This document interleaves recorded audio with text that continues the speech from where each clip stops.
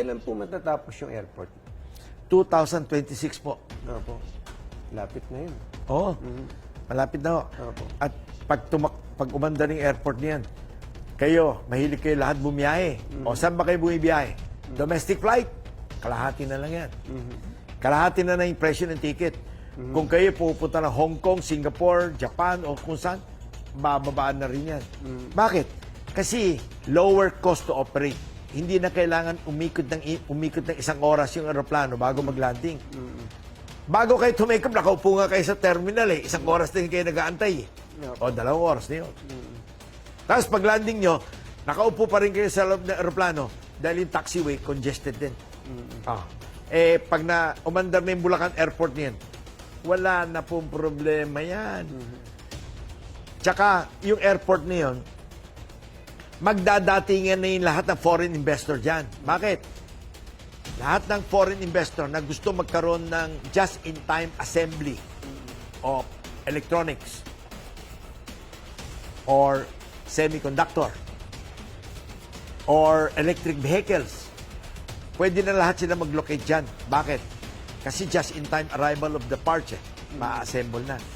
Grabe yan.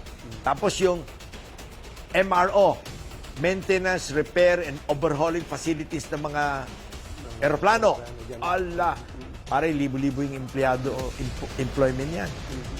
Kaya napakaraming opportunity na may bibigay sa mga kababayan natin yung project na yan. Pero yung airport, yung NAIA po hindi ba i-rehabilitate? Hindi ba magka-kompetensya? Hindi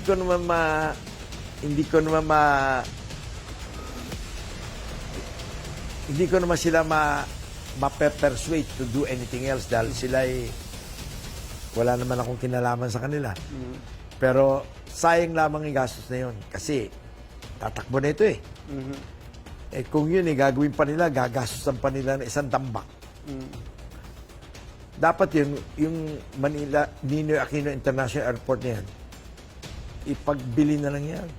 Pag napagbilihan ng 3 trilyon o ilang trilyon, hindi makakabuti yan sa bayan. Pero of course, I have no say on that kung anong gusto nila. Opo. Hindi kayo nati-threaten dyan sa rehabilitation nila? Hindi naman no.